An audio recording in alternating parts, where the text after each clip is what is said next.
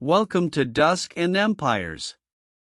Tonight, we follow 87 weary souls who stopped to rest at the foot of the Sierra Nevada in October of 1846, not knowing that the mountain had already decided their fate. If this sounds like your kind of bedtime story, subscribe before you drift off. Now get comfortable, close your eyes, and let history carry you to sleep. Opening meditation. Close your eyes, if they are not already closed. Let your shoulders settle. Let the weight of the day drift a little further away with each breath you take. Tonight, we are going somewhere very old. Somewhere cold, and vast, and achingly quiet. We are going to the edge of the Sierra Nevada mountains, in the autumn of 1846, to a place where a group of ordinary American families stopped to rest and where history, very slowly, changed everything about them. You do not need to know anything yet. Just breathe. Just listen. Let the story come to you, the way snow comes, quietly, without announcement, one small flake at a time. Part 1: The World They Came From. There is a particular kind of stillness that belongs to a kitchen in Missouri in the early morning of 1846. You can almost feel it if you let yourself. The low amber warmth of a fire that has been burning since before dawn. The smell of wood smoke and something sweet, cornmeal, perhaps, or dried apple. The sound of a child still sleeping somewhere deeper in the house, breathing slowly, undisturbed. A dog lying across the threshold, twitching in its own dream. This was the world that many of the Donner Party families knew before they left. Not a glamorous world, not a wealthy world, but a world that was warm and known and familiar. A world that held their names, their neighbors, their rhythms. The same roads walked in the same seasons. The same church on the same Sunday mornings. And yet, in the 1840s, something was stirring across the American interior that made even the most settled of people lift their eyes toward the West in wonder. The phrase people used, the phrase that found its way into letters and newspapers and conversation around kitchen tables, was California. It was spoken with a particular kind of weight, a word that carried more meaning than geography alone. California was described in almost mythological terms by travelers who had been there, by promoters who had not, by writers who mixed honest observation with something approaching fever. A land of mild winters.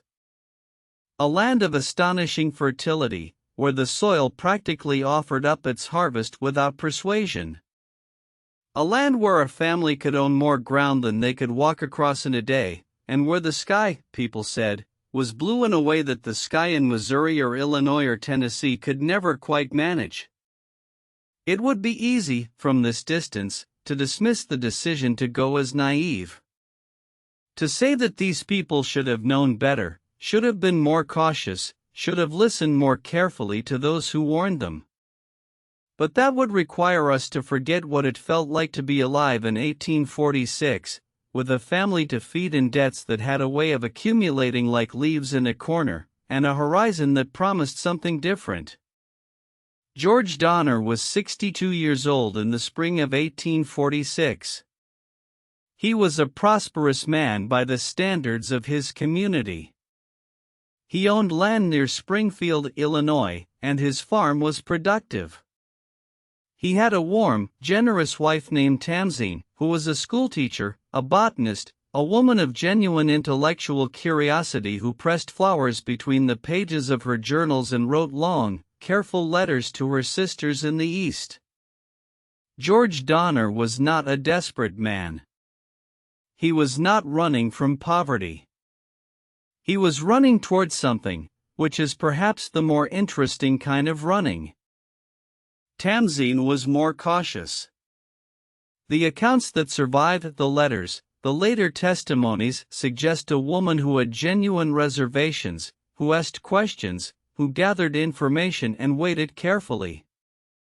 She had 3 daughters of her own from her marriage to George, and 3 of George's daughters from an earlier marriage, and she was responsible for all of them. She was also, by all accounts, deeply in love with her husband, and when George made his decision, she made hers beside him. James Fraser Reid was a different kind of man.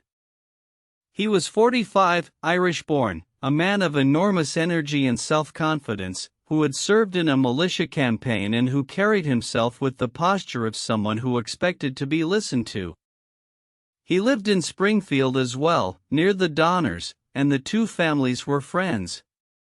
Reid had a wife named Margaret, who was fragile in her health. She suffered from persistent headaches that would later be described as migraines, and 4 children, including a girl named Virginia, who was 12 years old in 1846, and who would later write one of the most vivid accounts of everything that happened.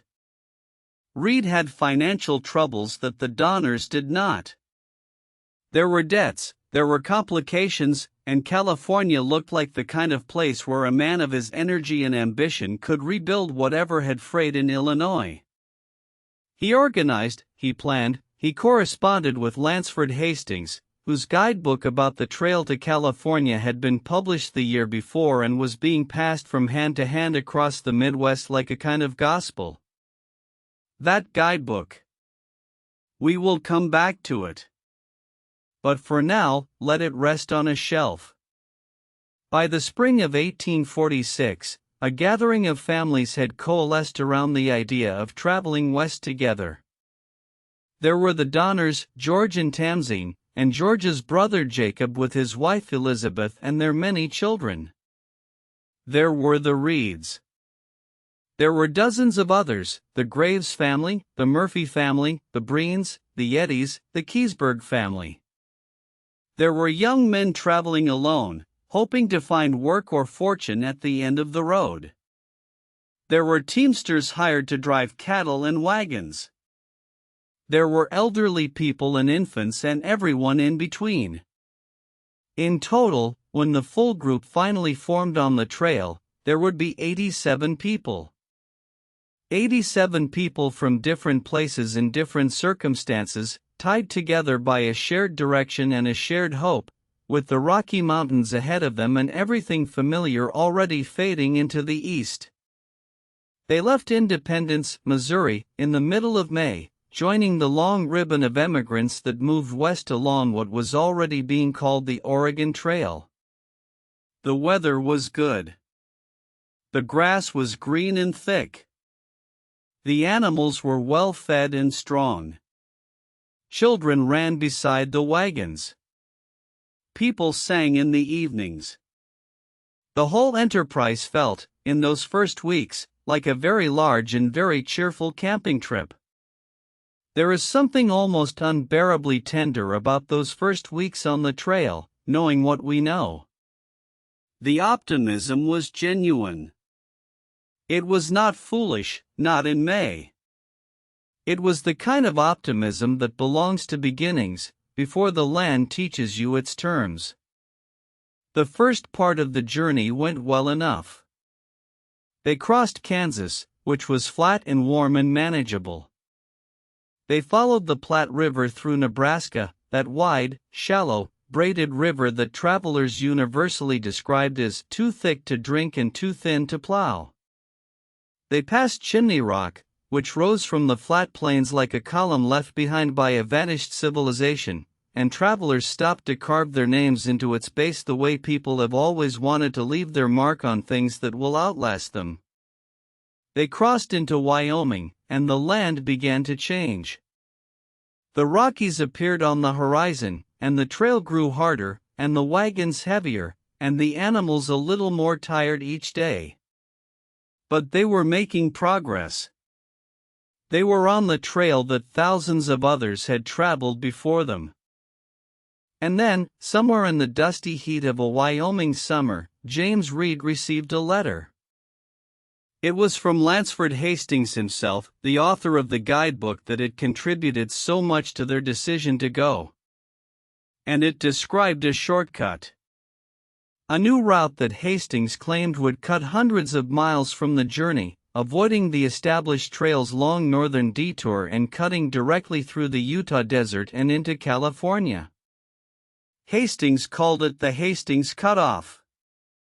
He promised to guide groups personally through it. He left word that he was already somewhere ahead, waiting. It is a small thing, a letter. It weighs almost nothing. And yet this letter, passed from hand to hand among the families of what would come to be called the Donner Party, changed the entire shape of what was about to happen. Part 2: The Decision to Split. By the time the wagon train reached Fort Bridger in what is now Wyoming, it was late July of 1846. Fort Bridger was not much of a fort, really. It was a small trading post, a collection of rough structures built by the mountain man Jim Bridger and his partner Luis Vasquez. There was a blacksmith, a place to resupply with some basics, and the welcome relief of a few walls between travelers and the open sky. People who had been walking and riding and camping for 2 months looked at even modest structures with something approaching affection. The main party of emigrants they had been traveling with made the sensible decision at Fort Bridger. They turned northwest, toward Fort Hall, continuing on the established Oregon-California Trail. It was a longer route, but it was known. It had been traveled by thousands of people. Its difficulties were documented. There was water where the maps said there was water, and grass where the maps said there was grass. The Donner Party made a different decision. It is worth sitting with that moment for a while. The moment when a group of people, standing in the July heat of Wyoming, weighed the familiar against the promised and chose the promised. It was not reckless, exactly, at least it did not feel reckless. The Hastings Cutoff had been described in detail, had been promoted aggressively, and Hastings himself had recently led at least one other group through a portion of it. The math seemed straightforward. A shorter route meant arriving in California sooner, which meant getting over the Sierra Nevada before the snows came, which was the most important thing. Everyone who knew anything about the Western Trail knew that the Sierras had to be crossed before winter. Lansford Hastings, for his part, was a young man 27 years old, with enormous ambition and somewhat elastic relationship with accuracy.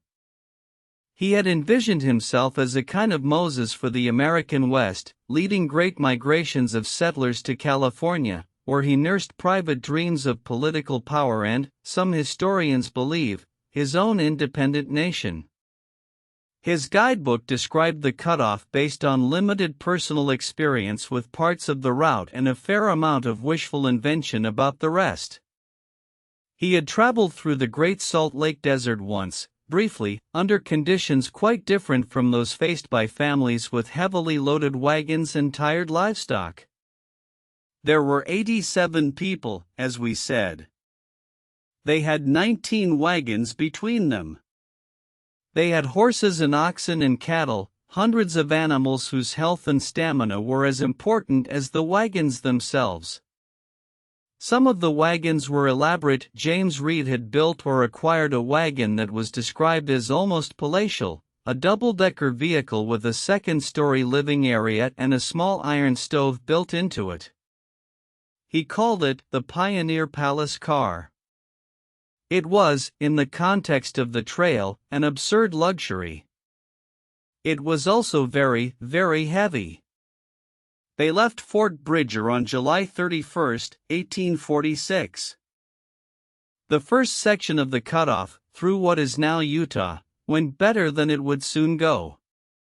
They passed through the Wasatch Mountains, and this crossing alone, took far longer than anyone had expected. Hastings had said it would take a week. It took 3 weeks. The terrain was brutal. There were no roads through the canyons. The men went ahead with axes and shovels, cutting a trail through dense brush and rocky ground, and then they returned to haul the wagons through, sometimes with ropes and pulleys, sometimes by sheer collective force of muscle.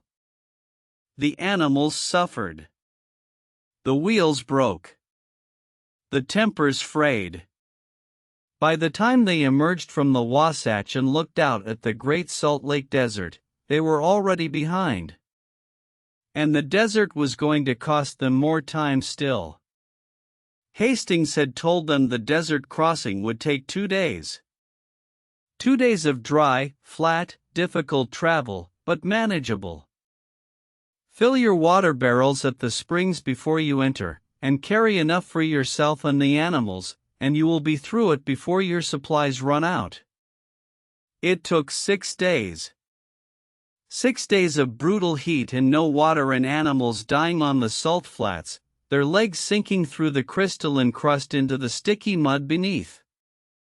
6 days of wagon loads being jettisoned into the white salt, furniture, food, tools, clothing, all the objects that had come from the houses in Illinois and Missouri and were now bleaching under the Nevada sky.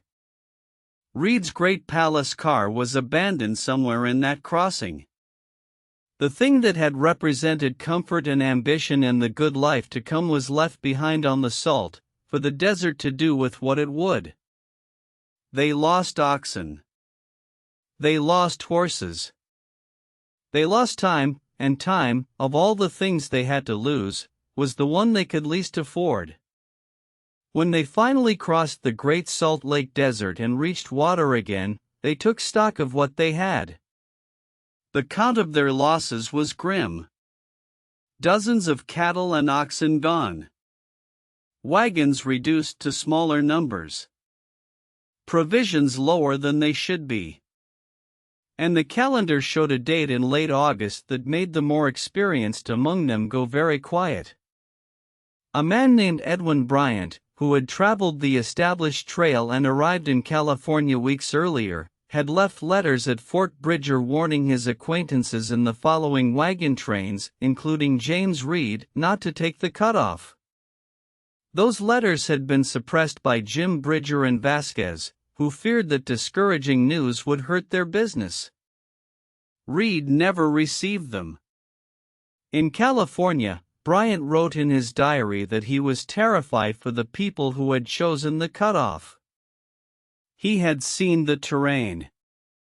He knew the calendar.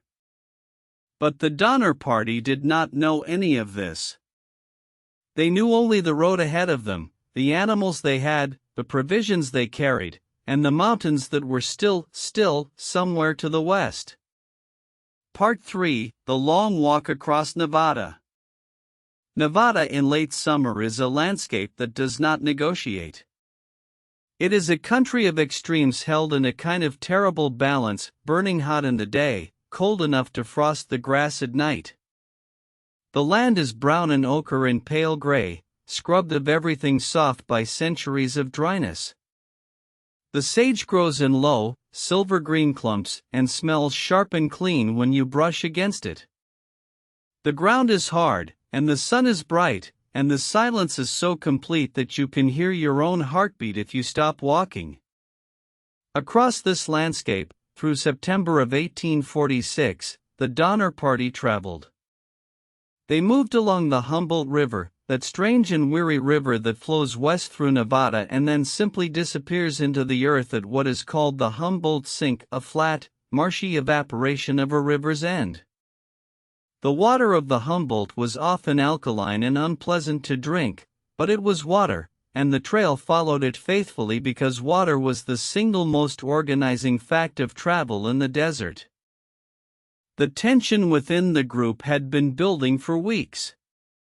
The desert crossing, the loss of animals, the weeks of delay in the Wasatch, all of it had accumulated into a kind of collective exhaustion and mutual irritability that made even small decisions difficult. Groups that traveled together for months developed their own internal politics, their own alliances and grudges, their own histories of small slights and remembered kindnesses. James Reed, for all his energy and competence, was not a man who found it easy to be humble. He was used to being listened to, used to having his decisions treated as the correct ones. Some in the group resented him. Others depended on him. The personality dynamics of the Donner Party were as complicated as you would expect from 87 people spending months in close proximity under mounting stress. Along the Humboldt River, there were raids by Paiute warriors who drove off cattle in the night. The loss of even a few animals was significant at this point, when every ox was needed to pull the remaining wagons, when every cow represented milk and food and the possibility of meat if things became desperate enough. And then, on October 5, 1846, something happened that would change the internal dynamics of the group completely. A man named John Snyder was a teamster, working for one of the other families. He was driving a team of oxen up a sandy hillside when his team became entangled with Reed's team, the animals sliding and struggling in the loose sand. Words were exchanged. The argument escalated quickly, the way arguments do when people are tired and frightened and have been carrying their frustration for too long.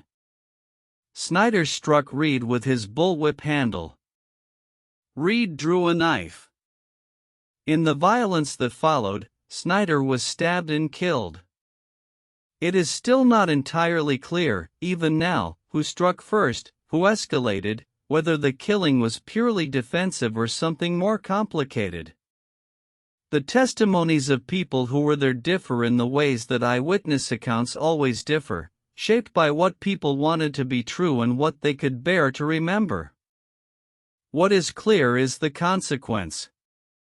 The group held a rough council. Some wanted to hang Reed immediately. Others argued for exile. In the end, they voted to banish him from the wagon train, to send him out into the desert alone, without a gun, though someone slipped him provisions and he eventually recovered a horse. He rode ahead, across the desert and over the mountains, reaching California in mid-October and eventually raising a rescue party for the people he had left behind. His wife Margaret and their 4 children remained with the wagon train.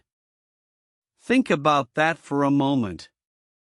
Margaret Reed, who suffered from debilitating headaches, who had 4 children ranging in age from a toddler to a teenager, was now responsible for her family's survival without her husband, in the middle of the Nevada desert, with a wagon that needed oxen she had just lost and a group of people who had varying amounts of goodwill toward her family. Virginia Reed, 12 years old, wrote later that she had begged the men not to banish her father. She had ridden her pony back and forth, crying, trying to change minds. And then she watched her father ride away into the desert and turned back toward the wagon and her mother and siblings. She had no way of knowing, then, whether she would ever see him again. The group continued west. The Humboldt River continued to shrink and grow more alkaline as October settled over the desert. The animals grew thinner. The provisions grew lighter. The wagons creaked and the wheels needed constant attention, and the evenings grew colder in the way that Nevada evenings in October become cold, suddenly, decisively, as if the sun takes all its warmth with it when it goes. A man named Luke Halloran had been traveling with the group. He was ill with tuberculosis and had been invited to travel with them out of compassion, given care by the Donner family even as his condition worsened. He died somewhere along the Humboldt. They buried him in the Nevada soil and said what words they could find and moved on, because moving on was the only thing there was to do. 2 other men were attacked and killed by Paiutes near the Humboldt Sink. The exact circumstances are unclear, tangled in later accounts, but the effect was felt by everyone. The sense of safety that a large group provides was wearing thin. And still the Sierra Nevada was ahead of them. Still. At the Humboldt Sink, where the river disappears, there was a final stretch of desert, 40 miles of dry, alkaline dust, before reaching the Truckee River, which would lead them up toward the mountains. This stretch was called the 40-mile desert, and it had to be crossed in a single push, without stopping, because there was no water. You filled your barrels, you watered your animals until they could drink no more, and then you walked through the night. By the time the Donner Party crossed the 40-mile desert, it was mid-October. The calendar was doing something terrifying. They had lost so much time in the Wasatch, in the Great Salt Lake Desert, along the Humboldt, that the window for crossing the Sierra Nevada was closing, had perhaps already closed, and they were still in the Nevada desert, hungry and exhausted and depleted of the animals that were supposed to carry them the rest of the way. The Truckee River, when they reached it, was a relief beyond expression. Cold, clear mountain water, running fast over smooth stones, surrounded by cottonwoods and willows that were already beginning to turn gold in the October air. The animals drank. The people drank. The children splashed. And for a few hours, or a day, they rested and felt the particular sweetness that only the truly tired can feel when they find something good. Ahead of them, the Sierra Nevada rose in its full height. And up there in the passes, in the blue-white heights of that enormous range, something was gathering. Part 4, the Truckee Meadows, the last camp. There is a place at the eastern base of the Sierra Nevada where the land levels out into a wide, grassy meadow before the mountains begin in earnest. In 1846, this place was called Truckee Meadows. Today it is the city of Reno, Nevada. But in October of 1846, it was simply a bowl of open, peaceful ground, surrounded by sage and scrub and the low, dry hills of the basin and range country, with the great wall of the Sierra rising to the west and slopes of dark pine and bare granite and, by mid-October, snowfields visible on the upper elevations. This was the last place that could reasonably be called a campground before the mountains. The last place where the ground was flat enough for wagons to stop in comfort, where there was grass for the animals and water from the Truckee River and a little shelter in the trees along the bank. This was where the Donner Party rested, and assessed, and argued, and delayed, in the last days before they attempted the crossing of the Sierra Nevada. We don't know exactly how many days they spent in the Truckee Meadows. The surviving accounts give us glimpses rather than a continuous record.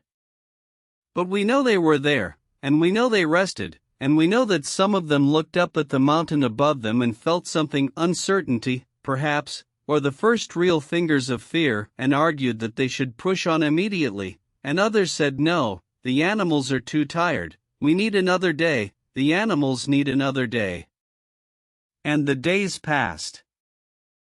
The decision to rest rather than push forward is easy to criticize from here. We know what happened. We have the benefit of knowing, which is a kind of cruelty that history applies to all its participants. But standing in the Truckee Meadows in October of 1846, looking at exhausted oxen who could barely pull the wagons up a moderate slope, the argument for rest was not an unreasonable one.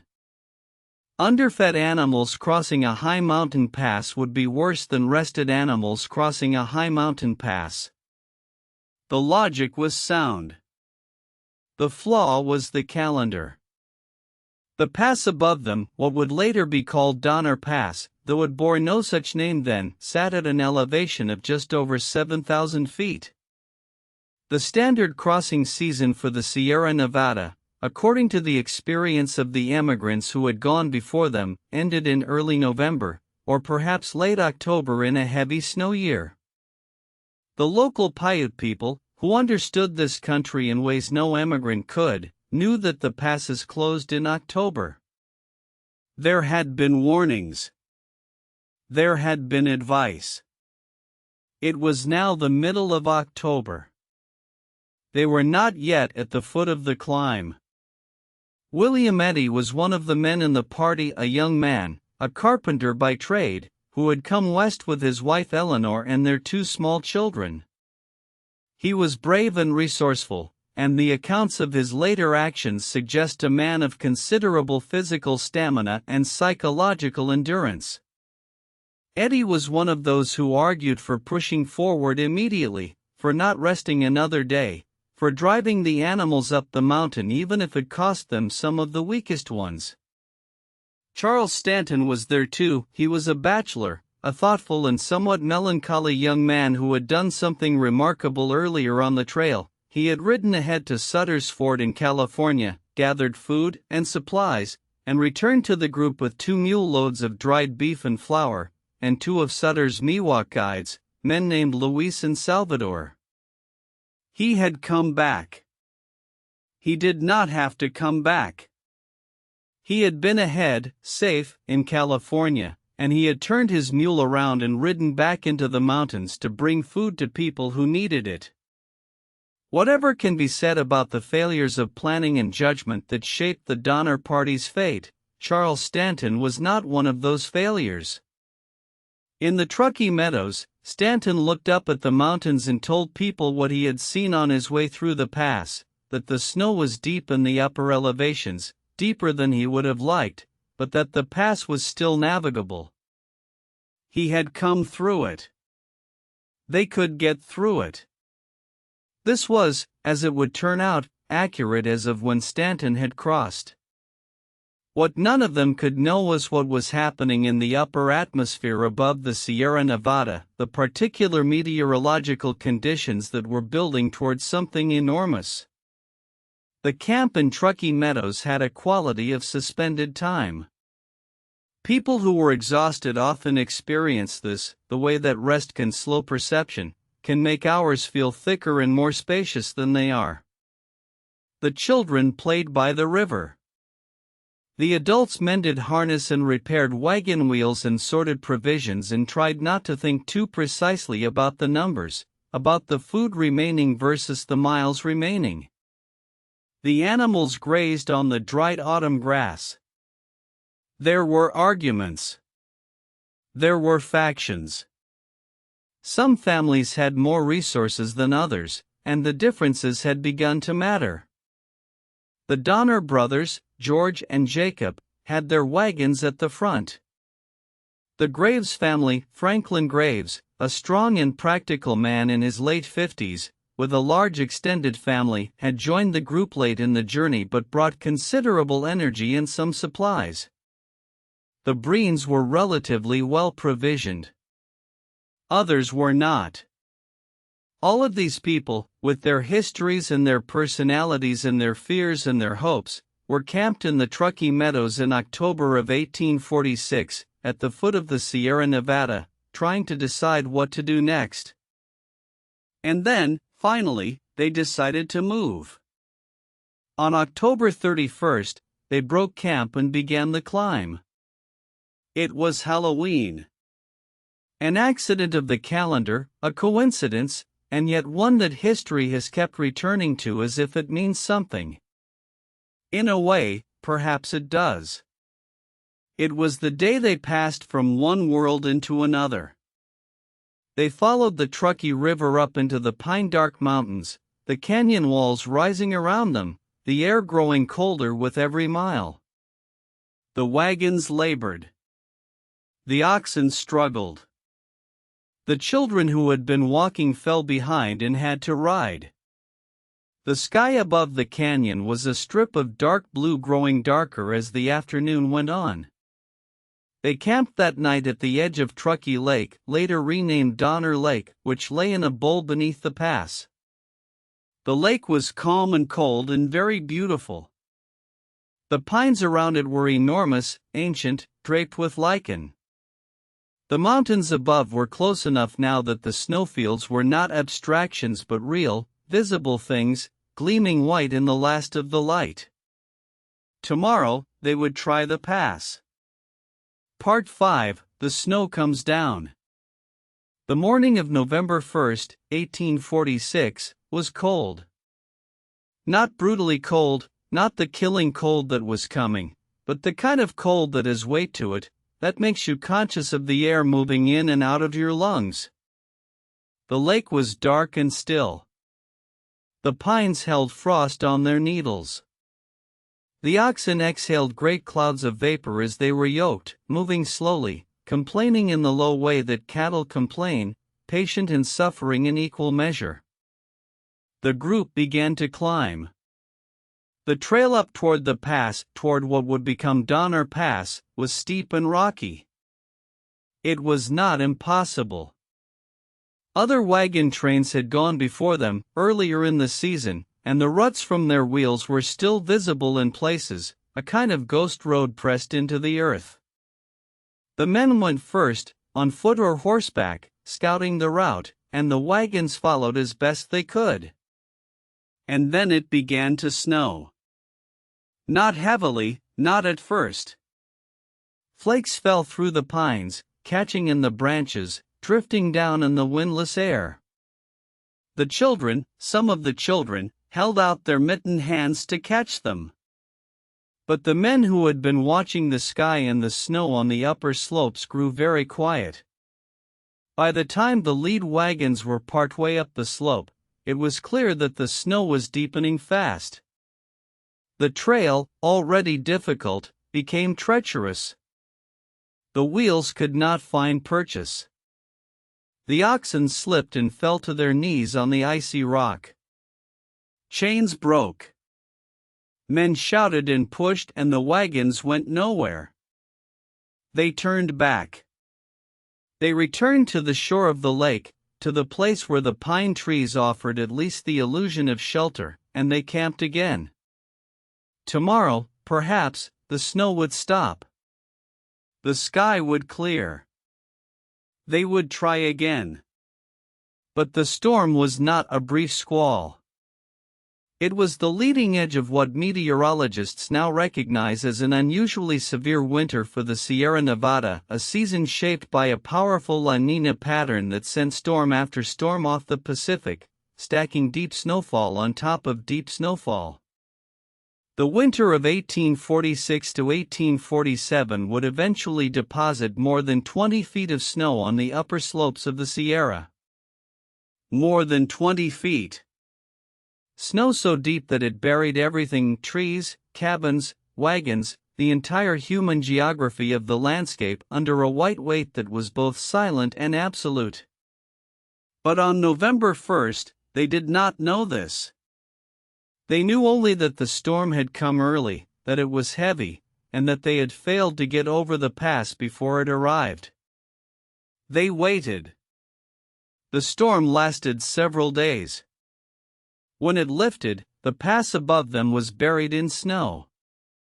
The trail was gone. The ruts from previous wagons were gone. The landscape above was a continuous white slope with no road in it and no sign that anyone had ever been there before. They tried again. Several different attempts were made to get the wagons over the pass. Oxen were double-teamed, all the animals hitched to a single wagon to get it to the top, and then brought back for the next. Men dug through the snow with whatever tools they had. They called out to each other through the storm. The cold was by now serious, genuine Sierra Nevada winter cold, the kind that gets into your hands and feet and stays there, the kind that makes thinking harder. On one attempt, they actually got nearly to the summit before being driven back. On another, in a lighter snow, they made it to the top of the pass and looked down the other side and found no road, found nothing but snow and more snow and the impossible descent of the western slope, and returned to camp. It became clear, over the course of the first 2 weeks of November, that they were not going to get over the Sierra Nevada that year. The snow was too deep, the animals were too weak, and the storms kept coming. Each new storm added feet rather than inches to the snowpack. Each new morning revealed a landscape a little more buried, a little more remote from the world they had left in Illinois. The group began to settle into camps near the lake. The most substantial camp was at the eastern end of what is now Donner Lake. Here, a previous emigrant had built a rough cabin of pine logs, a one-room structure with a leaking roof and minimal insulation. The Breen family took this cabin and made it as comfortable as they could. Over the following days, additional shelters were constructed nearby. The Murphy family built another cabin. The Eddy family moved in with the Murphys. Different configurations of people found different spaces. Meanwhile, about 6 miles further back on the trail, at a place where a creek ran through a small meadow, the Donner family wagons had stopped when an axle broke. George Donner had been repairing it when the snow came. The Donner family, George and Tamzine with their daughters, Jacob and Elizabeth Donner with their children, and the teamsters and others traveling with them, were not at the lake at all. They were a day's hard walk behind the others, in a separate camp, less sheltered, more exposed. George Donner had cut his hand badly while trying to repair the axle. The wound had become infected. He was a 62-year-old man with an infected hand wound in the middle of a Sierra Nevada winter, 6 miles from the main camp, in conditions that would grow progressively worse. Tamzine was with him, and the children, and a handful of others, and they built rough shelters of branches and hides over excavated pits in the snow, and they prepared to wait. Winter had come. And they were not on the other side of it. Part 6: Life in the Snow Camps. Try to imagine a life lived in 6 feet of snow. Not traveling through snow, not crossing it on a trail, but living in it. Getting up every morning inside a structure half buried by it. Looking out through a low doorway at a world that is simply white in every direction, white and silent and still, except for the wind, and the creak of the pine trees, and occasionally the sound of snow falling from an overloaded branch with a soft, heavy sound that becomes, over weeks, a sound you stop hearing because it is simply part of the air. This was the condition of the Donner Party from mid-November of 1846 through the middle of March of 1847. Roughly 4 months. About 120 days. The families in the lake camps, the Breens, the Murphys, the Graves, the Reeds, the Eddys, the Keysburgs, and the others who had crowded into the rough cabins near the lake, lived inside the snow winter in conditions that tested everything about them. The cabins were not warm, exactly, but they were warmer than outside. The Breen cabin had a fireplace, and Patrick Breen fed it carefully, managing the wood supply with the attention of a man who understood that warmth was no longer a comfort but a necessity. His diary entries from this period are brief, factual, and deeply affecting. Snowed during the night, froze hard, he writes, on one day. Camp still, he writes on another. Beautiful day, he writes on a day when the sun came out, and you can hear, in those 2 words, how much beauty meant when you had been sitting in the dark for 3 weeks. The food situation was the governing fact of life in the snow camps. They had brought provisions to last them the journey to California, but the journey was supposed to have ended months ago. They had not brought enough food for a Sierra Nevada winter. Almost no one had. The cattle that had survived were still alive at first, wandering in the snow until they could no longer be found, buried in the drifts. The families knew the cattle were out there and tried to find them, digging through the snow.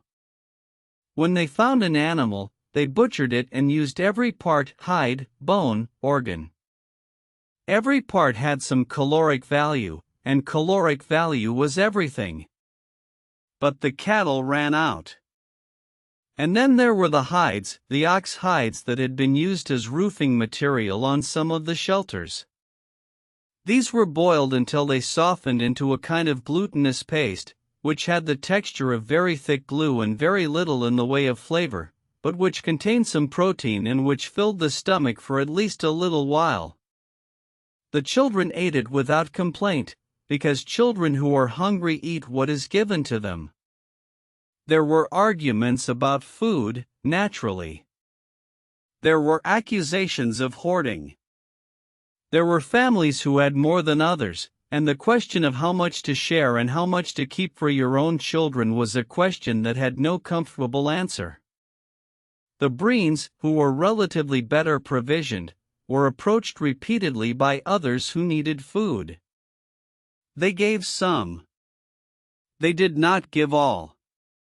This was remembered afterward, and recorded, and judged, though judgment from outside such a situation is always a less precise instrument than it feels.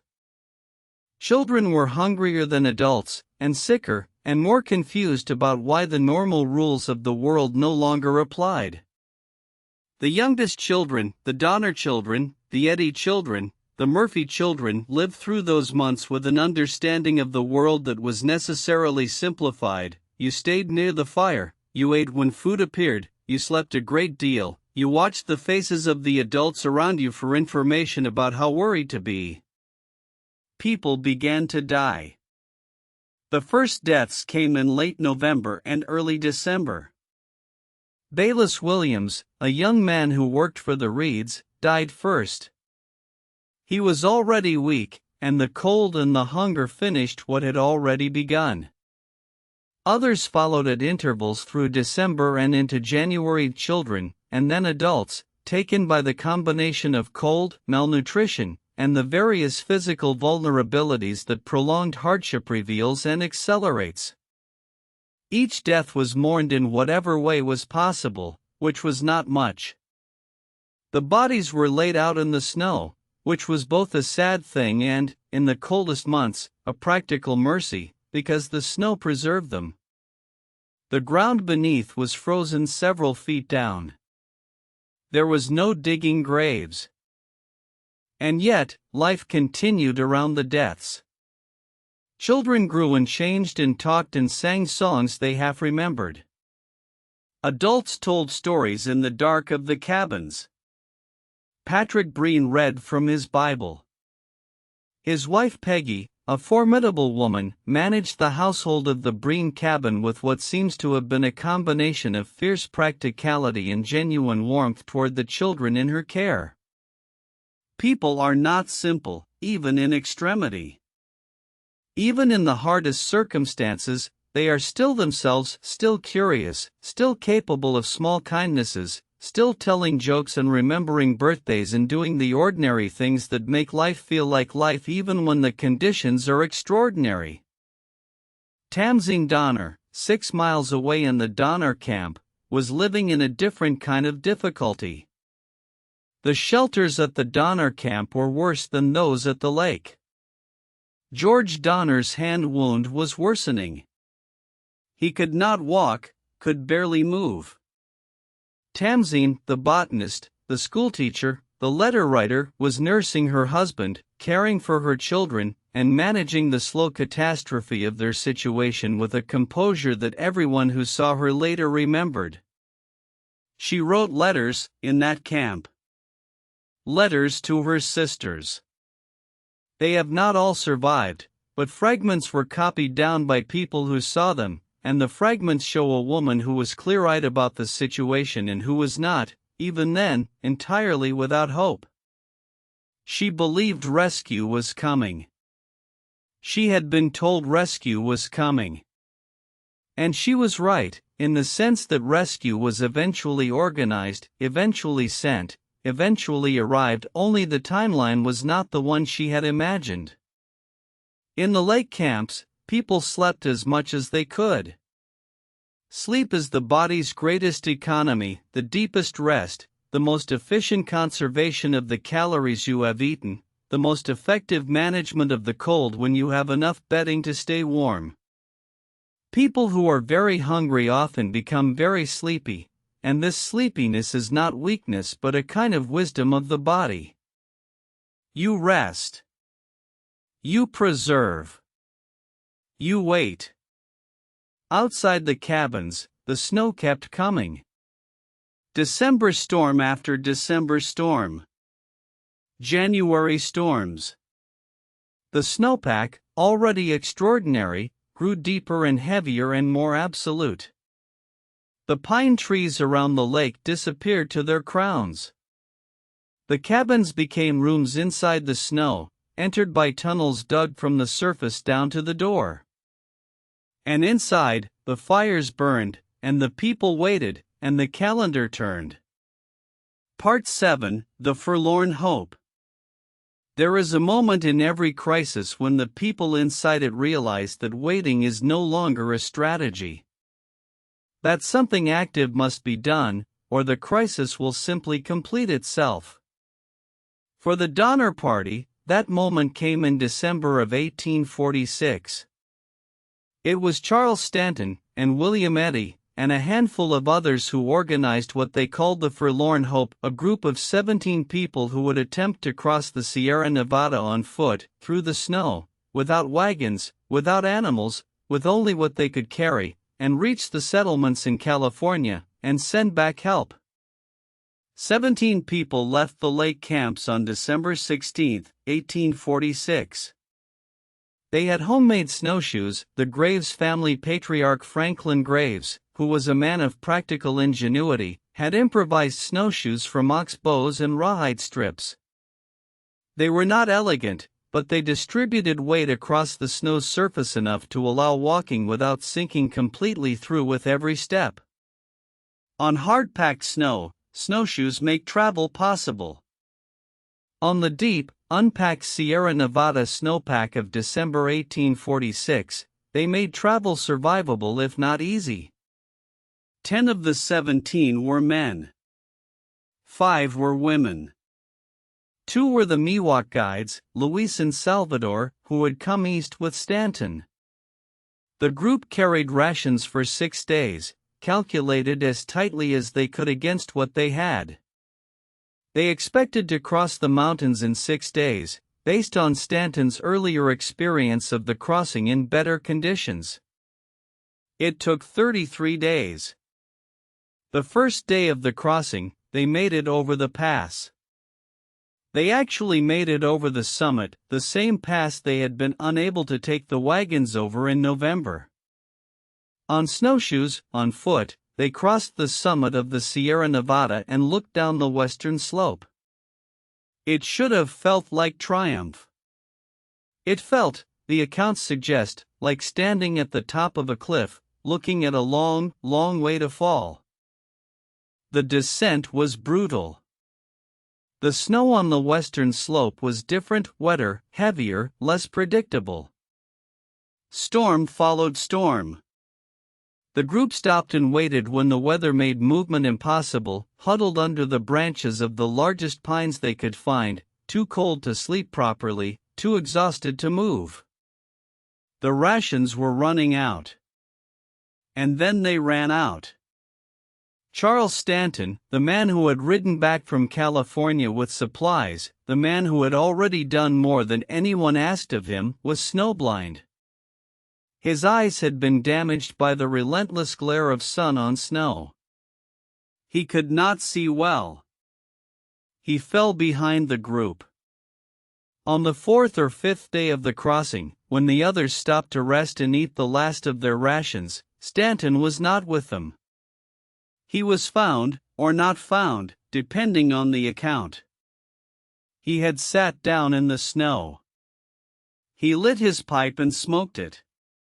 He had reached the end of what he could do, and he had faced it with something that the survivors later described as calm. He did not ask for help.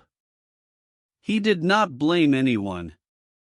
He simply reached the end, sitting in the snow with his pipe, and the snow came down around him, and the others went on.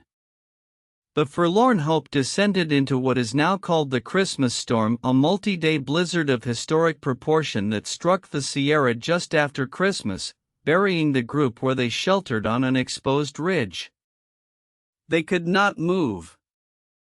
They had no food. The temperature dropped to levels that made survival a question of hours rather than days. The accounts are careful and indirect, as accounts of such things tend to be, written by people who needed to describe what happened without saying too plainly what happened. What the evidence shows is that the bodies of those who died were used as food by those who survived, that the flesh of the dead sustained the living through the remainder of the crossing.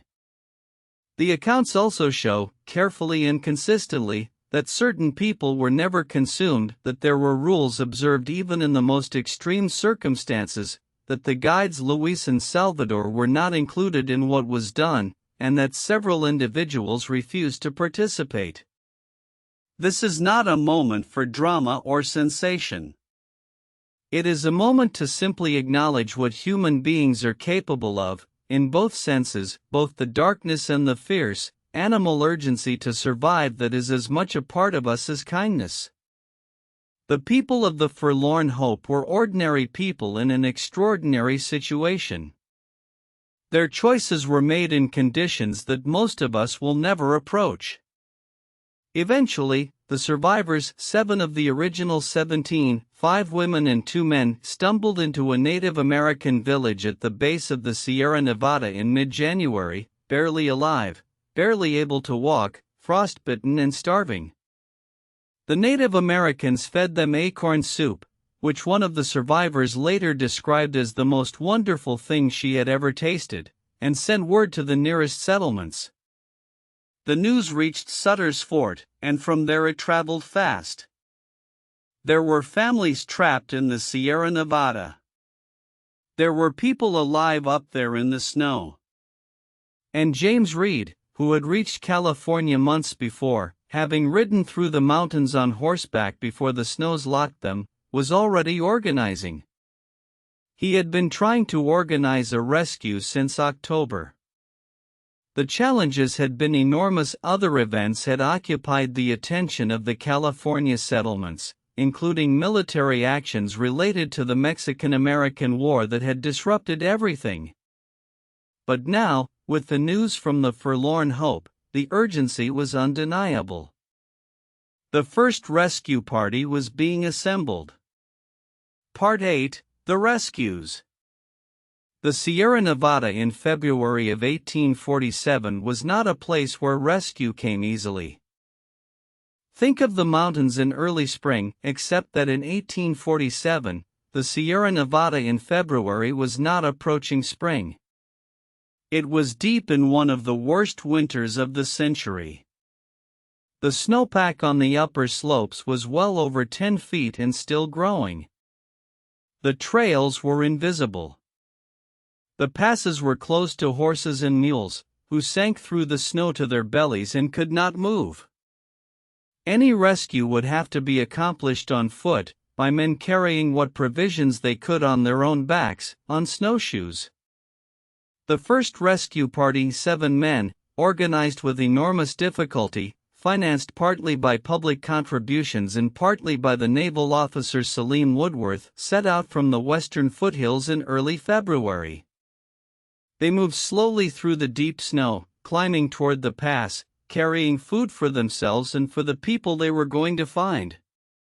On the western slope of the mountains, they found the snow so deep and the going so difficult that half the men turned back. The remaining 7 pressed on, carrying their loads through the February storms, sleeping in snow caves, navigating by instinct and by the faint traces of the trail they knew must be somewhere beneath them. On February 18, 1847, the first rescue party crested Donner Pass and looked down toward the lake. What they saw was extraordinary. Nothing. At first, nothing. Just snow. Just a vast white landscape of snow-covered trees and snow-covered ground, with no sign of human habitation visible from the top of the pass. The rescuers were confused. Were they in the right place? Had they misread the directions? And then, movement. Something moving in the snow below them. A figure. And then other figures, emerging from holes in the snow, climbing up from below the surface, shading their eyes against the light. People. The people of the Donner Party, coming up out of their snow-buried camp to meet the men who had come for them. One of the rescuers, John Rhodes, later described what he felt when he saw those figures coming toward him as something he could not entirely put into words. He was a large, strong man, not given to emotional display, and he wept. The condition of the people was worse than the rescuers had expected. They were skeletal, many of them. They moved slowly, with the careful deliberateness of people who have learned that every movement costs something. Several could barely walk. The children were thin in a way that children should never be thin, their faces old with an experience that did not belong to childhood. The rescuers had brought bread. Simple dried bread, the easiest thing to carry, the thing that could be given out quickly and that would not harm people who had not eaten properly in months. The distribution of that bread, the moment when the people of the Donner Party held bread in their hands and ate it, that moment appears in multiple accounts, written by both survivors and rescuers, described with a gravity that makes clear how much a piece of dried bread can mean when you have not had it for a very long time. The rescuers could not take everyone. They had enough food to sustain themselves and a limited number of rescued survivors on the long march back over the pass. They had to make choices about who could walk and who could not, who was strong enough to make the crossing and who would need to wait for the next rescue party. These were impossible choices, made by tired men who were themselves operating at the edge of their capacities. In the end, 23 people left with the first rescue party. They included Virginia Reed and her mother and siblings, who left the camp on February 22, 1847. Virginia was 13 by now, her birthday had passed in the snow. She left on foot, through the snow, over the pass, her little brother on her back for part of the crossing. She crossed the Sierra Nevada and walked out of the mountains and was alive. The second rescue party arrived at the camps in early March, led by James Reed himself, the man who had been banished from the wagon train back in Nevada, who had ridden ahead through the mountains, who had spent months organizing this effort. Reed crossed Donner Pass and descended to the lake and found his wife, Margaret, who was alive. He found his younger children. He found people who had not been able to leave with the first rescue party. He also found, for the first time, the dimensions of what had happened. How many had died? What conditions the living had survived? He recorded everything carefully, with the precision of a man who understood that he was witnessing something that history would want to know about, and who needed to understand it himself. There were 4 rescue parties in total. The fourth arrived in mid-April, after the snows had begun to recede slightly, and found the Donner camps, the camps 6 miles back on the creek, where the Donner families had spent the winter. Most of them were gone, dead, buried in the snow or laid out in the shelters where they had died. George Donner was dead. He had died in March or early April, after months of suffering from his infected hand wound. His wife Tamzine was still alive when the fourth rescue party arrived. She was offered a place in their group and turned it down. She would not leave her husband's body. She would not leave the place where she had spent the winter. Tamzine Donner died at some point in the spring of 1847, alone in the Donner camp. She was 45 years old. She had been a schoolteacher and a botanist and a devoted mother and a brave woman, and she died in the mountains she had crossed the continent to get past, in a place that is now marked by a small plaque near a creek that still runs clear and cold through the pines. Her daughters, the 3 little girls she and George had brought west, were rescued. They survived. They grew up in California and they remembered their mother their entire lives. Part 9: The Survivors and What They Carried. Of the 87 people who set out with the Donner Party from the Great Plains, 48 survived. 39 people died. They died of starvation and cold and the accumulated damage of months of extreme deprivation. They died in the snow camps by the lake and in the Donner camp by the creek and on the slopes of the Sierra Nevada. They died with varying degrees of company around them. Some died with family at their side. Some died alone. The 48 who survived went on to live their lives in California, mostly. Some of them stayed in California for the rest of those lives. Some moved on. A few went back east. They married, had children, worked, grew old. They carried what they had survived in different ways. Some spoke about it freely, some spoke about it very little, some spoke about it only to those they trusted most. Virginia Reed, who was 13 when she walked out of the Sierra Nevada on her frostbitten feet with her little brother on her back, wrote a remarkable letter to her cousin in Illinois just weeks after reaching safety. The letter is long and vivid and honest, and in it she describes what happened with a directness that is startling. She was 13, and she had seen things that most adults never see, and she wrote about them clearly. At the end of the letter, she wrote, "Never take no cut-offs and hurry along as fast as you can." It is perhaps the most efficient piece of travel advice ever given. Virginia went on to marry a man named John Murphy, not related to the Murphy family of the wagon train, and to live in California for the rest of a long life. She became a skilled horsewoman, a person of strong opinions and considerable charm, and she gave interviews and wrote accounts of the Donner Party story into her old age. She was proud that her family had survived. She was very specifically proud of what the women in her family had done to make survival possible. Patrick and Peggy Breen, who had occupied the cabin at the lake with their 7 children, survived the winter intact. All 9 of them made it through. Patrick Breen's diary, that spare, factual record of weather and death and the ordinary details of life in the snow, was recovered and preserved, and it is now one of the primary historical documents of the Donner Party story. The Breens settled in San Juan Bautista, in California, where Patrick eventually prospered and the family became respected members of the community. He lived to a good old age, and when he died, he was buried in the church cemetery, and his headstone says nothing about the Sierra Nevada. William Eddy, who had argued for pushing forward immediately in the Truckee Meadows, who had been part of the Forlorn Hope, survived. His wife Eleanor and both of his children did not. He walked out of the mountains alive and into a grief that took years to work through.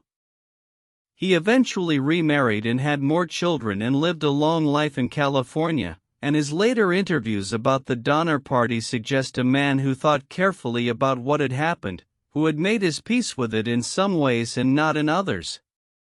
Louis Keseberg, the controversial German immigrant, was the last person to leave the lake camps. He was found by the 4th Rescue Party in the spring, alone in the camp. He was alive, and the circumstances of some of the deaths around him were disturbing enough that accusations were made against him, accusations that have never been definitively proven or disproven. He spent the rest of his life under the shadow of those accusations, which followed him through California, through business failures and some successes, through a life that was never free of the story's weight. He protested his innocence until his death. The historical evidence is ambiguous. The accusations and their uncertainty are part of the story now. James Reed, who was banished and who organized the rescue and who crossed back over the mountains to find his family, went on to prosper in California in ways that his Illinois life had not allowed. He became involved in civic affairs in San Jose. He invested in land. He recovered, or more than recovered, from the financial difficulties that had partly motivated the journey west. He kept the photographs. The daguerreotypes of his family, which had traveled the whole way in the wagon and survived the Sierra Nevada winter inside the snow camp. When everything else was stripped away, the palace car, the furniture, the optimism, the photographs of his children survived. The Miwok guides, Luis and Salvador, the two men who had accompanied Charles Stanton back from Sutter's Fort, who had tried to guide the forlorn hope through the mountains, died on the crossing. The full facts of their deaths are painful and complex, and the historical record engages with them only partially, because the historical record of this period often engaged with Native American lives only partially. They are part of the story of the Donner Party in ways that deserve acknowledgement and that have not always received it. They came back, as Stanton had come back. They did not have to be there. They were on a mountain in a Sierra Nevada winter because they had agreed to help, because Stanton had asked and they had said yes, and they went. History keeps the names Donner and Reed in Breen.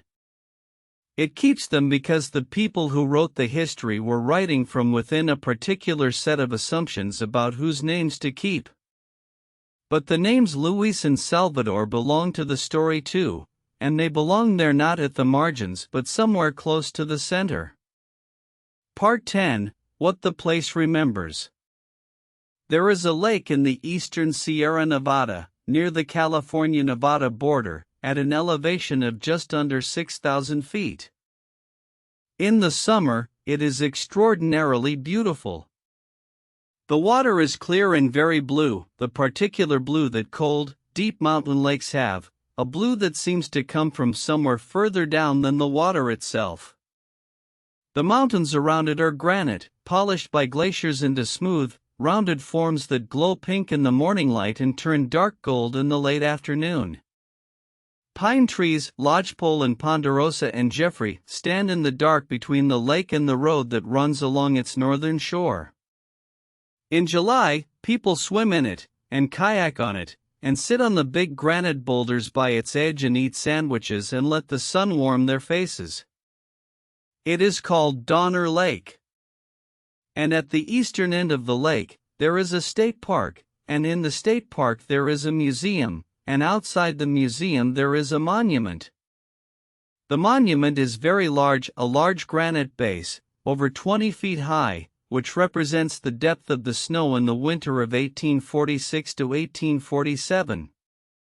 On top of the base stands a bronze pioneer family, looking west.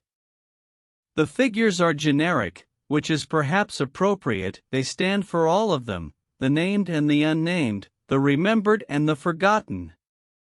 The museum has artifacts from the camp. There are items found in the archaeological surveys conducted at the site in recent years, fragments of bone, bits of metal from the wagons, buttons, the simple material evidence of lives lived in that place. The archaeology has been careful and respectful, aware that the site is as much a burial ground as a historical site. The archaeology has also been revealing. Studies of the bone fragments found at the camps have confirmed what the written accounts say about what was eaten in the winter of 1846 to 1847, and confirmed it with the precision that physical evidence provides. The bones are cut in ways that reflect careful butchery. The animals were used as completely as possible. And the human remains found at the site show no cut marks, a finding that is significant, and that has shaped the ongoing historical interpretation of what happened there. The pass above the lake, Donner Pass, is still a place where geography organizes life. Interstate 40 runs through it now, and tens of thousands of cars travel through it every year on the way to and from the Bay Area and the rest of California. In winter, the pass can still close, can still be buried under the kind of snow that stopped the wagons in 1846. In winter storms, Caltrans closes the road and the pass becomes impassable again, briefly, for exactly the reasons it was impassable in 1846. The Southern Pacific Railroad went through the pass in the 1860s, and the builders of that railroad had to solve exactly the same problem that the Donner Party could not solve: how to get over the Sierra Nevada in winter. Their solution was the snowshed, miles of wooden tunnel-like structures built over the tracks to keep the snow off. Some of those snowsheds still stand along the old railroad grade above the lake, weathered in gray, a kind of monument to the engineering determination to do what the terrain makes difficult. The Donner Party story has lived in American culture for nearly 2 centuries now. It has been written about more than almost any other event in the history of the American West, analyzed from every angle, fictionalized, dramatized, debated. Books, films, plays, songs. There is a particular power to the story that keeps drawing people back to it, that keeps generating new attempts to understand it. Part of that power is geographical. The Sierra Nevada is still there. The pass is still there. The lake is still there. You can stand at the shore of Donner Lake on a November afternoon, when the sky is gray and the snow has started on the upper slopes, and feel something of what those families felt: the weight of the mountains above you, the cold coming off the water, the sense of the pass above as both a path and a door, and the question of whether the door is still open. Part of the power is moral. The Donner Party story raises questions that have no comfortable answers. Questions about the obligations of community versus the demands of survival. Questions about whose lives matter and whose names get kept. Questions about leadership and trust and the way that charismatic men, Hastings, Reed, even George Donner, shaped events that affected everyone around them. Questions about luck, and the way that luck is distributed unevenly, and the way that the same conditions that killed some people allowed others to survive, and whether virtue or vice had much to do with who fell into which category. And part of the power is simply human. The Donner Party was not a group of heroes or villains. They were a group of ordinary people who made a decision, a reasonable decision, given what they knew, and found themselves in conditions that the decision produced, conditions they had not intended and could not have fully anticipated.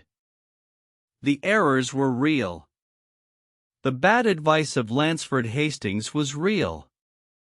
The delays were real. But the people were ordinary, and their ordinariness is what makes the story reach across the distance of time and land somewhere close to us.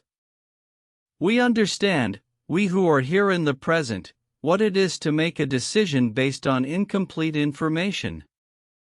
We understand the desire to believe that the shortcut will work, that the risk is manageable, that the weather will hold, that things will be fine. We understand the particular confidence that comes at the beginning of a journey, when the road is open and the weather is warm and the end is still entirely imaginable. And we understand, at some level, the snow. We understand what it means to be caught. Not necessarily in the Sierra Nevada, not necessarily in a literal winter, but caught, held in place by circumstances you did not choose and cannot control, waiting for something to change, trying to keep the fire burning and the children fed and the faith intact that the road will open again. That is the story the Donner Party's last camp tells. Not a story of horror, exactly, though there was horror in it. A story of being human in a world that is larger and harder than human intention, and of the extraordinary things that ordinary people do when the ordinary options run out. Part 11: The Landscape of Waiting. Winter in the mountains is its own kind of country. It does not announce itself with violence. It settles in, the way deep cold settles in, gradually and then completely. One morning there is frost on the grass, and a week later there is an inch of snow, and then there is a foot, and then there are 6 feet, and then the world above the snowline is simply a different world than the one below it. The people in the Donner Party snow camps lived, for those 4 months, in a world of extraordinary. Sensory reduction. The colors disappeared first. Everything outside the cabin walls was white ground, white sky when the clouds were low, white trees under their burdens of snow. The only colors that remained were the dark brown of the pine bark, visible on the tallest trunks where the snow had not reached, and the deep green-black of the pine needles, and the orange of the fire inside the cabin, and the colors of the people themselves, the warmth of skin, the faded fabric of clothes that had been worn for months without washing, the dark hair of the children. Sound was reduced in the same way. The snow absorbs sound with extraordinary efficiency. It muffles, it dampens, it pulls the acoustic life out of a landscape and leaves something close to silence, not the silence of emptiness but the silence of thickness, the silence of a world heavily padded. Inside the cabins, there was the crackle and pop of the fire, the breathing of the people, the occasional low murmur of conversation. Outside, the wind, and the creak of the pine trees, and the periodic soft collapse of snow from a branch, and then silence again, deep and insistent. The smell inside the cabins was what you would expect from too many people in too small a space for too long without the ability to clean anything properly. It was a particular kind of domestic closeness, the smell of unwashed bodies, of smoke, of cooking, of animals that had sometimes been sheltered inside during the worst storms. The smell of illness, in the later weeks, when some of the occupants were clearly unwell with infections and the complications of prolonged malnutrition. And underneath all of it, the clean cold smell of the mountain air that came in around every gap in the walls, the smell of pine and snow and altitude. The experience of waiting, under those conditions, was both its own kind of suffering and its own kind of meditation. Time moves differently when you cannot act. When the range of possible actions has been reduced to keeping the fire burning and the children fed and the provisions measured and the faith maintained, when there is nothing else you can do, the hours acquire a texture you do not find in ordinary life. They become long and specific. A Tuesday afternoon in January at the Donner Lake camp would have been distinguishable from a Wednesday afternoon only by the small details of who said what to whom, whether the fire burned well or badly, whether the snow fell or did not fall. Patrick Breen's diary is the primary record of those days, and its flatness is its most honest quality. He records the weather, the deaths, the occasional appearances of sun, the state of the food supply, and the passages of scripture he read to sustain himself. Between the lines of this record, you can feel the shape of the days, their sameness, their small variations, their terrible length. January 27th, commenced snowing yesterday, still continues wind W. Mrs. Murphy says the wolves are about to dig up the dead bodies at her shanty, the nights are too cold to watch them, we hear them howl. That entry. Those words. The nights are too cold to watch them. The practical realism of it. The wolves are a fact to be noted, a fact to be managed if possible, and the cold is another fact that limits what management is possible. There is no hysteria in that sentence. There is no drama. There is only the quiet assessment of a man who has learned to describe reality exactly as it is. February 5th, showing fast looks as likely to continue, Mrs. Eddington very weak.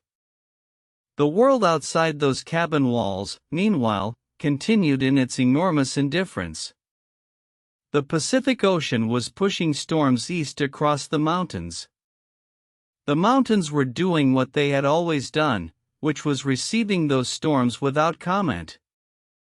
The animals of the winter Sierra, the pine marten, the chicory squirrel dormant in its nest, the occasional deer that had not migrated to lower elevations in time, lived their winter lives around and above the snow camps, completely uninformed by and uninterested in the human drama beneath them.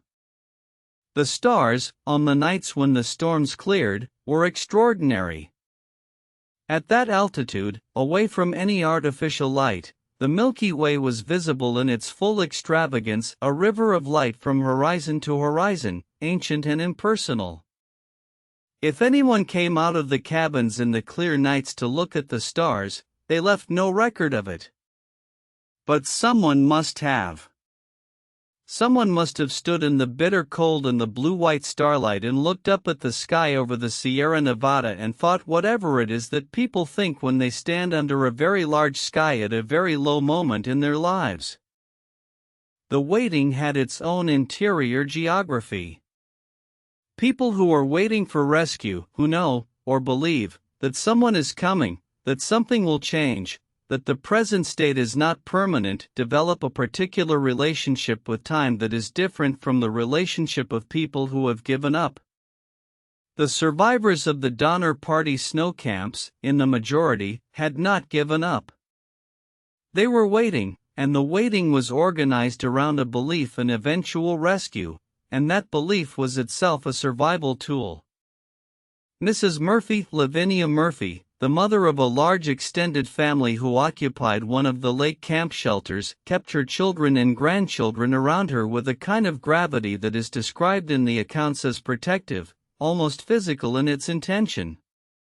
She was old for that world, 47, and she was ill, and she lost children in the camps. But she kept the remaining ones close. She talked to them. She held the younger ones. She told them what she could honestly tell them and held back what she could not honestly tell them, which is what parents do. The Breen children, all 7 of them, survived, which is one of the statistically remarkable facts of the Donner Party story. In a group where roughly half the adults died but the majority of children under 5 died too, and where the survival rate was correlated with age and the availability of food, the Breens kept all of theirs alive. The combination of relative provisioning, the relative warmth of their cabin, Patrick Breen's rigorous diary keeping that perhaps imposed a kind of mental order on chaos, and Peggy Breen's fierce domestic management, all of these things contributed. Peggy Breen has received less historical attention than her husband, whose diary became the documentary centerpiece of the story. But the accounts from the rescuers who reached the camp describe a woman who was in control of her household in a way that the surrounding circumstances might have made impossible. She had cooked, in that terrible winter, with whatever she had, and fed her children, and kept the fire, and managed the interactions with the people outside who needed things she could sometimes spare and sometimes could not. She is not a marginal figure in this story.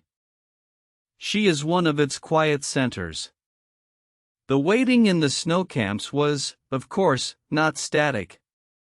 It was not simply 4 months of passivity. There were the attempts to cross the mountains, the snowshoe attempts, the scouting efforts, the various plans that were made and modified and eventually abandoned. There were the trips between the lake camp and the Donner camp, made by the guides Luis and Salvador before the Forlorn Hope departed, attempts to maintain communication between the two groups. There was the departure of the Forlorn Hope itself, the 17 people who tried and mostly succeeded in getting out, whose departure left the camp smaller and quieter and more uncertain. After the Forlorn Hope left, the lake camps held roughly 60 people. After the first rescue party arrived and took 23 away, there were fewer. After the second, fewer still. Each rescue party pulled some of the living out of the snow and carried them toward California, and the camps grew emptier, and the camps grew quieter, and the winter slowly, very slowly, began to turn. By March, the days were growing slightly longer. Not warmer, not warm, not even close to warm, but longer, the light lasting a little further into the afternoon, which is the first sign of spring even when spring is still weeks away.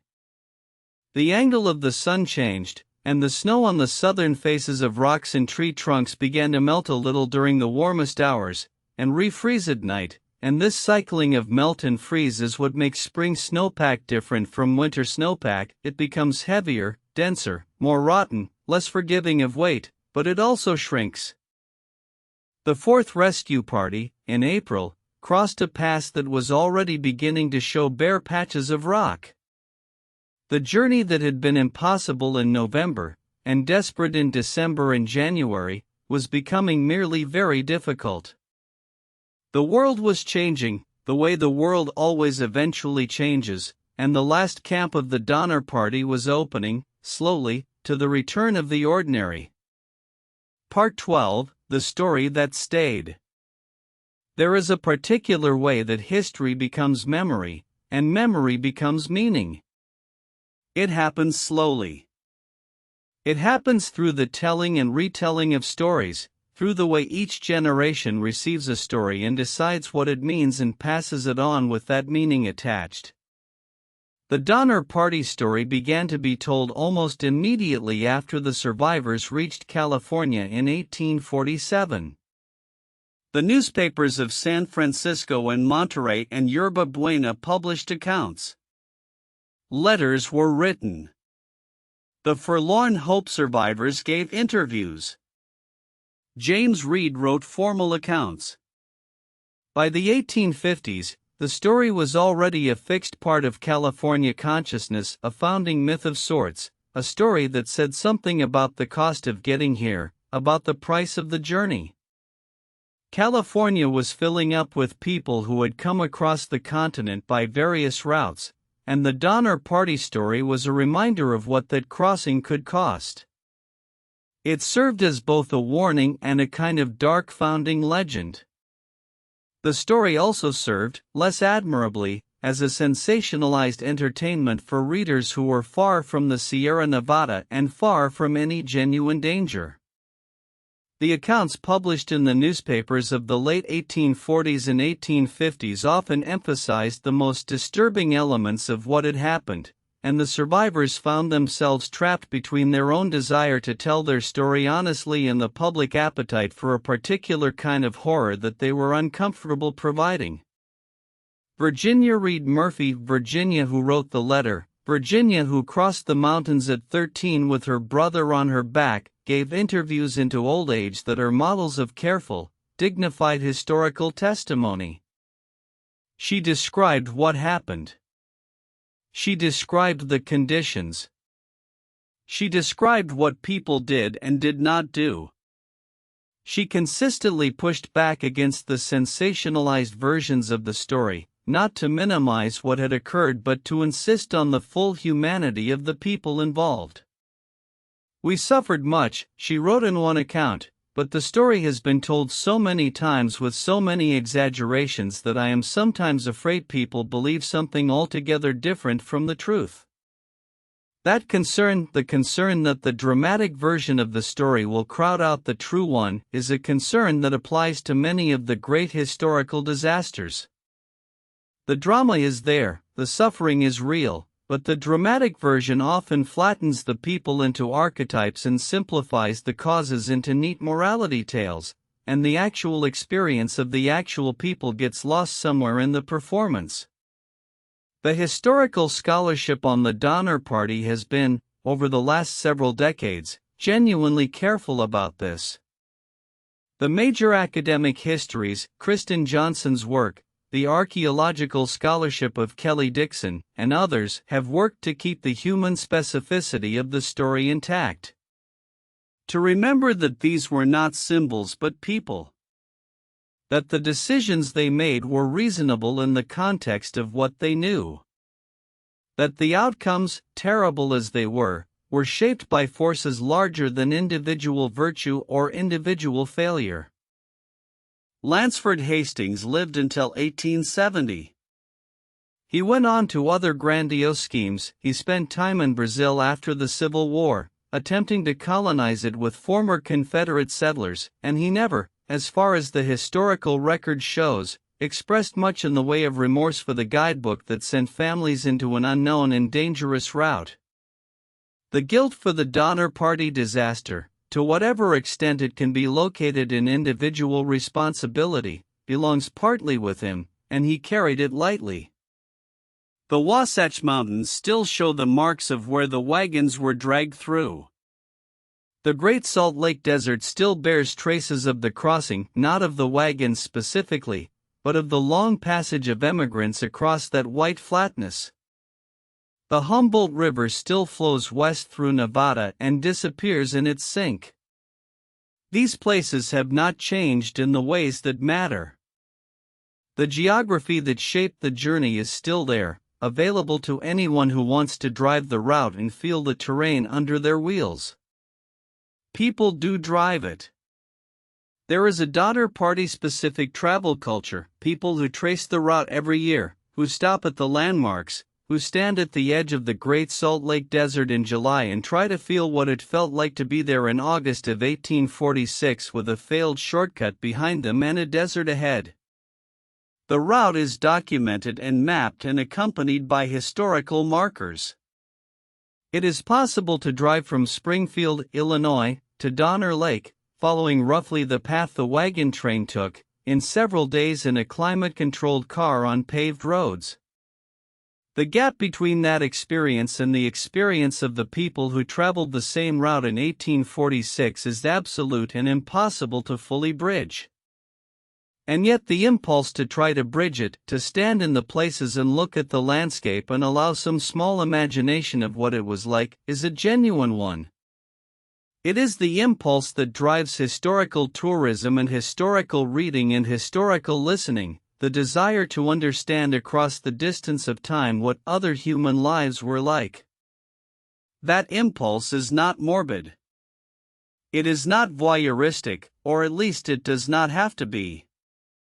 At its best, it is an act of compassion and imagination, the extension of the human capacity for empathy across the barrier that time erects between us and everyone who came before. The 87 people of the Donner Party were not better or worse than we are. They were not wiser or more foolish, not braver or more cowardly, not more virtuous or more compromised. They were people, in the full complexity and ordinariness of that word, who found themselves in extraordinary circumstances and responded in the full range of ways that people respond, with courage and selfishness and kindness and fear and ingenuity and resignation and love and despair and the endless, ordinary, remarkable insistence on continuing. What we learn from them is not a lesson exactly. History does not deliver its lessons so cleanly. What we receive from their story is something more like an image, a very specific and particular image of human beings in a landscape that was larger than they were, in a winter that had its own intentions, making the best decisions they could with the information they had, and living with the consequences.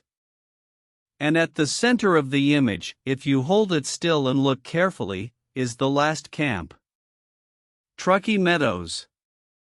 That wide, grassy bowl at the eastern foot of the Sierra Nevada, where the wagons stopped and the animals grazed and the families talked in the October evenings around their fires, with the mountains rising to the west in their full, cold, snow-crowned height. They had come from Illinois.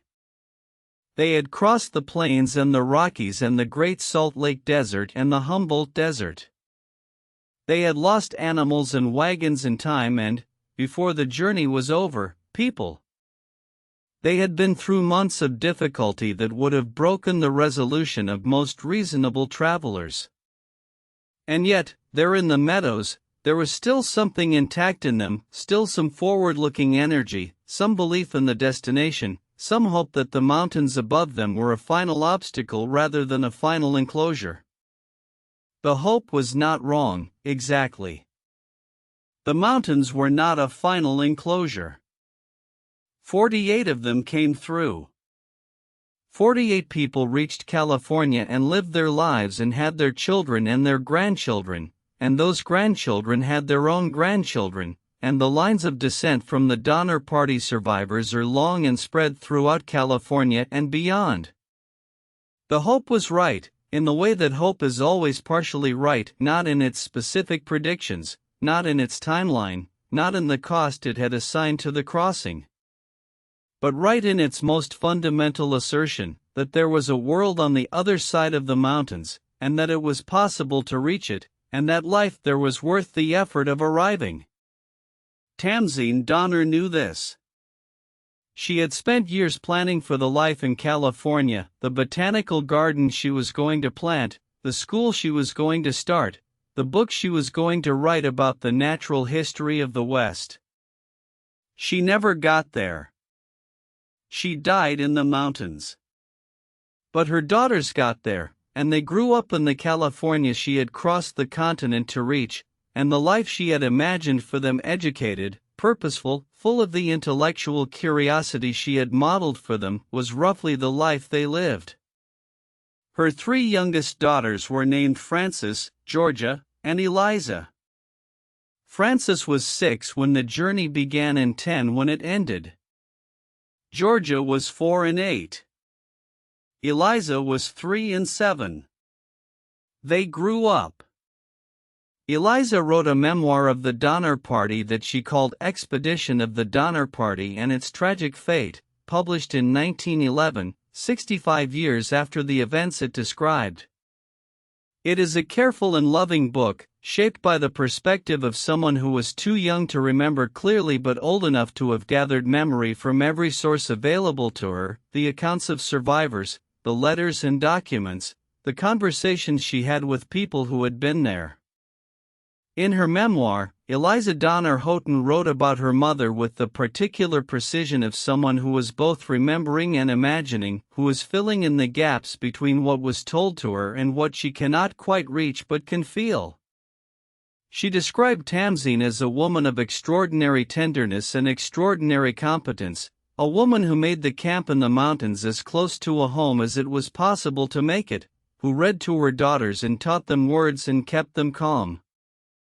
And she described the moment that she did not remember but that had been told to her, the moment when Tamzine put her daughters into the arms of the rescuers and watched them go. The little girls being carried down the mountain by strangers. Turning to look back at their mother, standing in the snow by the camp.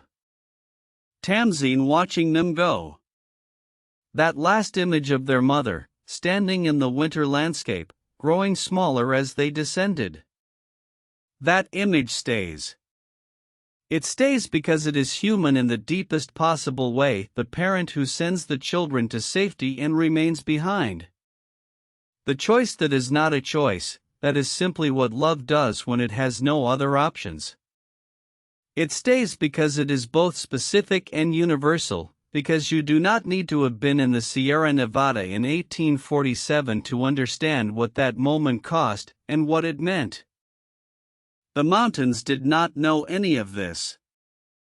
They did not know the names of the families who camped at their base, who attempted their passes, who died on their slopes.